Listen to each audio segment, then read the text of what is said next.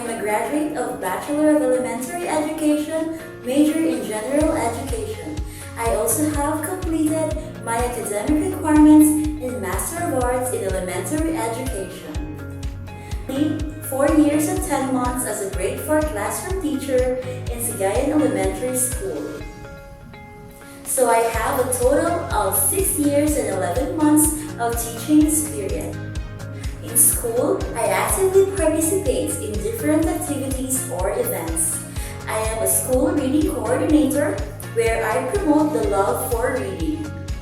I conduct reading assessment at the beginning and at the end of the school year.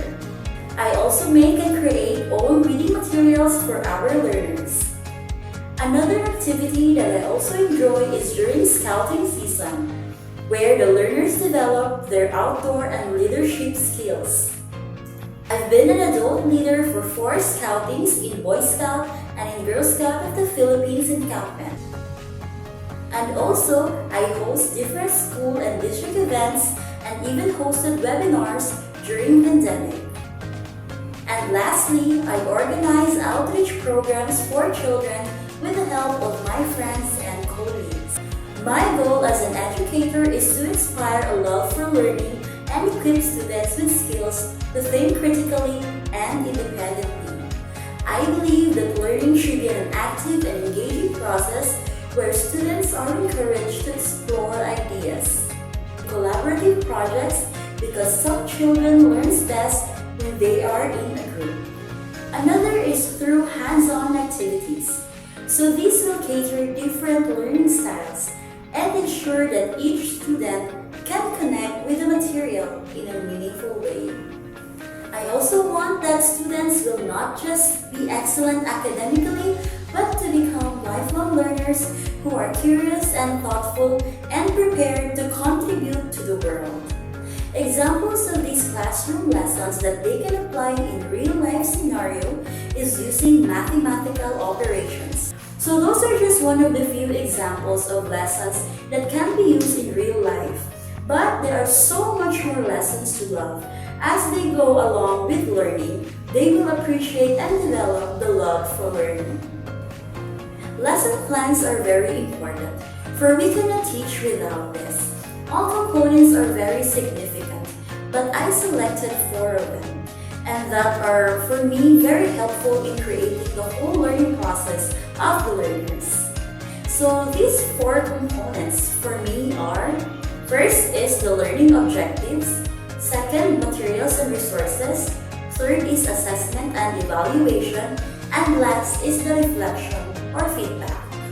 For objectives, this provides focus and direction for both teacher and the learners. In my class, I do write on the board objectives of the subject so that the learners will be able to imagine and anticipate ahead what are they going to expect in the lesson.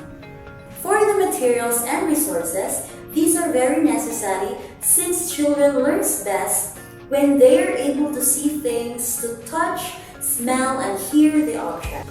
This also helps capture students' attention to make learning more engaging. So in my class, especially during physical education subject, so aside from giving instructions on how to play a game, I let my learners watch a short video before conducting or playing the game outside. Third is the assessment and evaluation. So this method will help teachers check if students have met the objectives. So I assess my learners through quizzes, group activities, performances, and reflective journals. Lastly, the reflection and feedback. So this is very helpful for me so that I will know what worked best and what didn't, and what are the areas that I need to improve in my class. So with all of these components, a lesson plan becomes a dynamic tool that supports effective teaching and productive learning.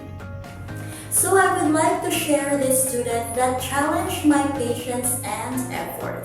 So he was a returning student in our school because he was not able to enroll for 1 year during pandemic. So before pandemic strikes, he was in grade 2. He was able to enroll in modular distance learning in his 3rd grade. And on the next school year, his parents did not enroll him. So in school year 2023 to 2024, he is supposed to be in 5th grade. But since he stopped for 1 year, we enrolled him in 4th grade, which is in my class. So while he was in my class, I discovered that among all of my students, he is the only one who is not able to read and write properly. He cannot catch up with the grade 4 lessons because he was having a hard time learning independently. He even forgot some letters in the alphabet. So I had to review him and set remedial time. It was before and after lunchtime. So I created reading materials for him, such as flashcards for syllables in English. So after I diagnosed the skills that he needs to develop, I asked him why he was having all these difficulties.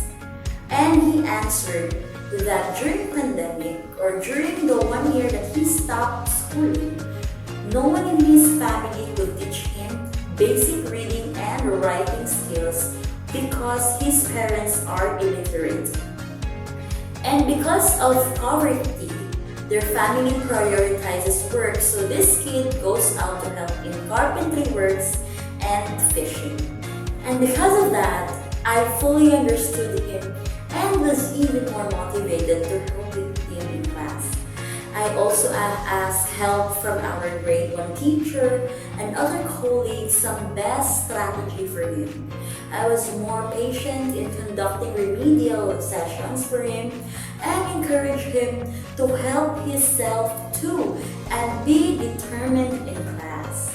And thankfully, at the end of the school year, he was able to basically read and write before he moved to 5th grade. And I am very happy that I was able to help this kind of student, though it was very challenging because of his laziness sometimes. But with consistent effort and patience, we were able to make it.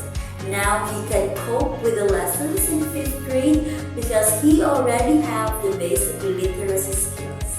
So this concludes my video. Thank you so much for this opportunity. Thank you for listening and watching. Once again, I am Crizel Gay Hapon, aspiring to be one of your teachers.